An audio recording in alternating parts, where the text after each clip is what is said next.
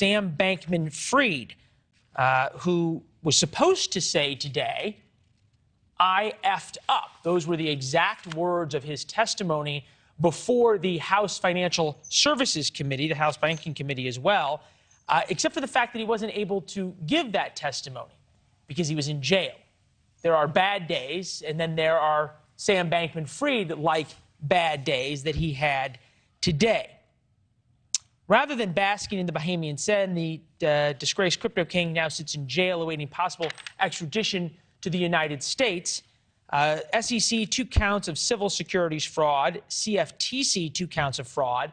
The Department of Justice has filed 8 separate charges, including conspiracy to commit money laundering, conspiracy to defraud the U.S. and violate campaign finance laws, along with a number of other charges for misappropriating funds from investors.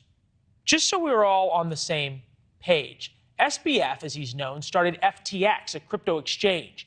He became a billionaire thanks to zero oversight and alleged fraud. FTX promised people it was a crypto bank. In other words, their money, their cryptocurrency, was safe. The government alleges Fried then illegally took the money from customers' accounts and loaned it to Alameda. Alameda is his personal trading company. From there, bad bets compounded and customers lost everything because Alameda lost everything. Today, before Congress, the man now in charge of FTX and its bankruptcy testified about how we got here. The FTX group's collapse appears to stem from absolute concentration of control in the hands of a small group of grossly inexperienced and unsophisticated individuals who failed to implement virtually any of the systems or controls that are necessary for a company entrusted with other people's money or assets. The DOJ alleges that was intentional, right? That's what a fraud is. Originally, SBF said he would testify. As we said, he's in jail. You can imagine Maxine Waters wanted to ask him a few questions.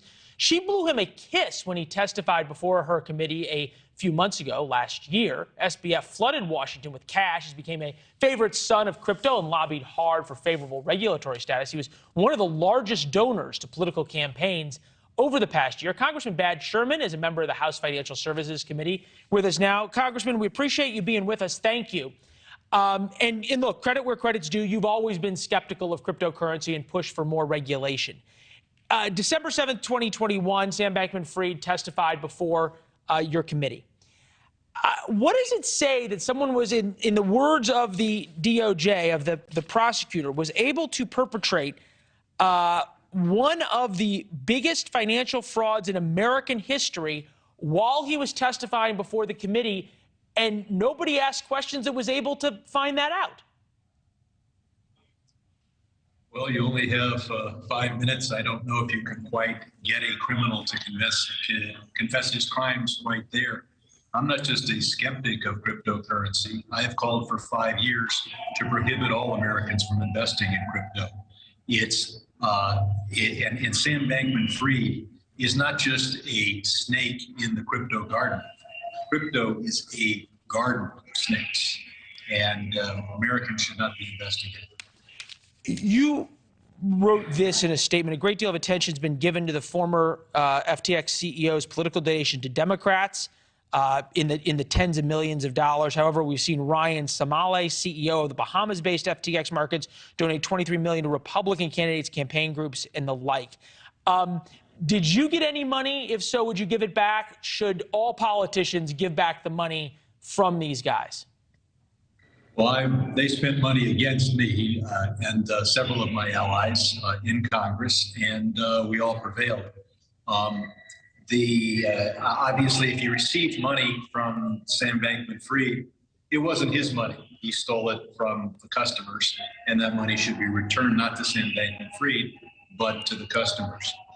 That being said, we ought to have public financing in this country. It's simply absurd to be in a situation where the crypto billionaire bros are spending money, and of course lobbyists here in Washington, pushing for crypto to get light regulation, whereas there is no lobbyist, there is no PAC pushing for the US dollar to be our sole currency, for effective tax enforcement, for effective bankruptcy law enforcement, sanctions enforcement, all of which it is the announced purpose of crypto to try to make it possible.